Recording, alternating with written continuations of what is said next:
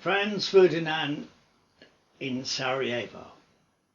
Grand Day Out, 28th of June 1914. The Archduke's letter to his wife. God, Sophie, I almost wrote you can't imagine, but of course you can.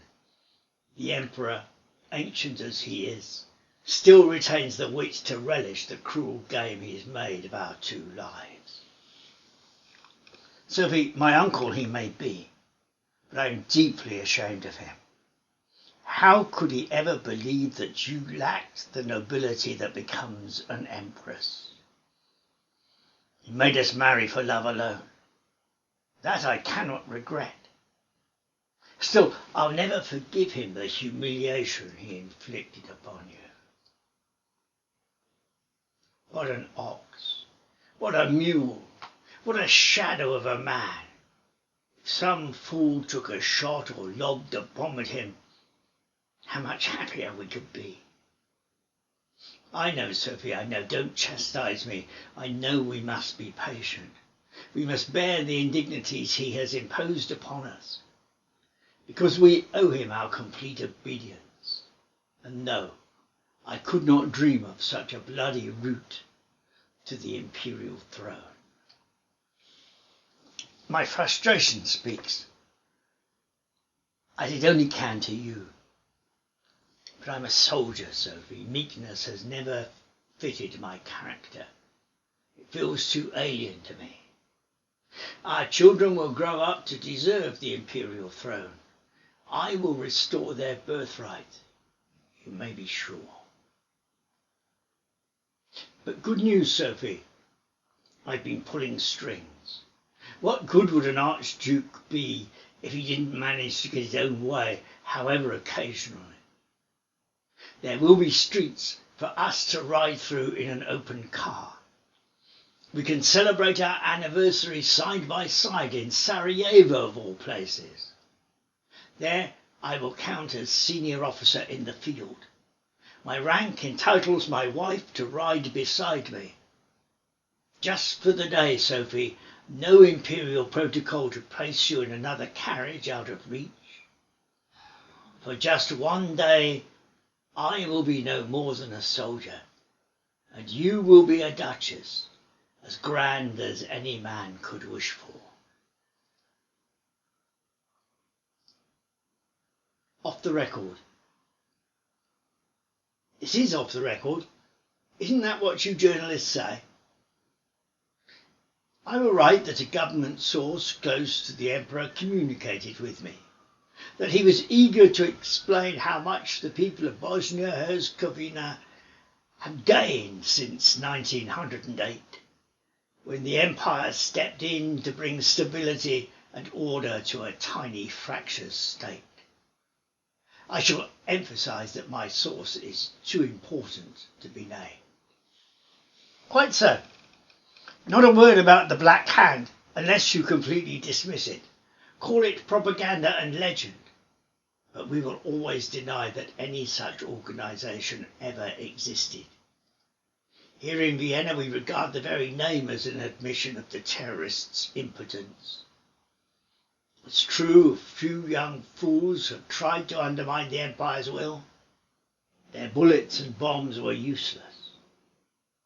They proved unable to kill anyone. All their follies can do is fill our jails. We're certain that the Archduke will be safe. He faces no risk in Sarajevo.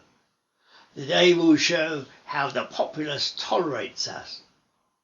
Only the Empire gives them prosperity and new-built roads. Cavalcade. A balmy Sunday morning in June, the weather ripe for ceremonials. Along the route the crowd seems sunny as the cloudless sky. On such a day the weight of office is lightened. The governor is anxious only that his illustrious visitors should have no cause for disappointment. The motorcade moves slowly, allowing the people to glimpse at this rare display of imperial majesty. The Archduke's driver suddenly accelerates. He has seen a missile flying toward the car. He saved his regal passengers from certain death. The object bounces from the folded top of the open convertible. It bounces onto the road before it explodes. The vehicle behind is engulfed in panic and flames. Franz's driver races the Archduke's car away from the carnage. The town hall was the intended destination. The shaken survivors assemble there as planned. They act in shock to resurrect their battered world of protocol. They're all alive. This is the time for measured expressions of regret. The Archduke is safe. The danger past. Do you think Sarajevo is full of assassins? So the governor is heard to ask. His remark provokes involuntary, nervous laughter. Gavrilo Princeps. Yes, my hands were shaking. Yes, I missed. Even point blank, it's not that easy to manage a gun. I had only a split second before they realised I was there. I blasted his neck. The gun recoiled. I pulled the trigger again. I don't regard the Duchess's guts as sacred. Spilling them was nothing to me. But I wanted the governor. He walked free. I couldn't believe what I was seeing. I came out of the cafe convinced we'd lost the day. Then, before my eyes, there's that huge car at rest, unmoving. Some self-important count is shouting about wrong turnings. The driver shrugs. He wears the face of underlings commanded by madmen. Slowly he starts to reverse. I step up beside the count on the running board. Immediately I start to shoot. They drag and hustle me to the ground moments too late. Now the bastards aren't even going to hang me. I've been cheated of my instant death. The cyanide pellet was useless, the river too shallow. Now they think hanging too rapid a dispatch. And they're right. Already I knew that consumption was eating me. The bullets, then the pill, would top my spotted life with a hero's death. That was the heart of my scheme, to be known as one reckless enough to have delivered the Empire a paralysing blow, known and unforgotten. Now they have only to nourish the death that is already consuming me. At least as I die, I can say that our day in Sarajevo didn't go to waste. Secrets of intelligence. A black hand, you ask? In Austria, they're convinced my government sponsored the plan, that we used the terrorist story as a cover. The government will be blamed, yet the government knew nothing of our plan. We of the intelligence resurrected the Black Hand. We allowed it a final curtain call. Often half-truths can serve our cause well enough. There's always a background story that no one wants to tell. For once, now that the shots have been fired and the dead buried, I'll let you hear my confession. I can imagine your beads and cassocks. You can imagine me, a sinner burdened with the need to confess. No secrets now. I'll tell you about our hidden part in the mess. Did we bring the slaughter about? How deep was our complicity?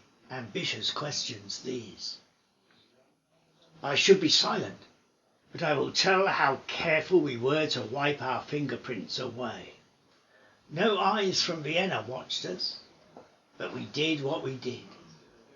A single bomb we imagined. We couldn't know how incompetent a circus it would be. But we got the result we looked for, even if by accident alone. Did we bring the slaughter about? How deep was our complicity? Ambitious questions these. I should be silent, but I will tell you how careful we were to wipe our fingerprints away. No eye from Vienna watched us, but we did what we did. A single one, we imagined. We couldn't know how incompetent a circus it would be. We got the result we looked for, even if by accident alone. As the conspiracy grew, we were part of it, present at every moment, keeping carefully out of sight. From deep in the shadows, we passed on the guns and the bombs. We armed those gaunt and desperate young men. We stoked their miserable passions. We ignited their dark ambitions. We used them. We stoked their hunger, fueled their greed. They wanted a shortcut to history. One of them called it propaganda through the deed. Aftermath. Nobody could guess what consequences would flow as uncontrollably as the Archduke's blood. Princeps bullets tore Franz Ferdinand's jugular apart and bit deeply into Sophie's abdomen. A morning of crossed purposes and incompetence crowned with 2 deaths. A morning precipitating disaster. Princeps bullets ended everything. The blood and chaos he unleashed in Sarajevo's narrow streets engulfed all Europe, consuming uncountable millions of lives. A world built from precariously balanced empires was completely demolished by a single magazine of assassin's bullets.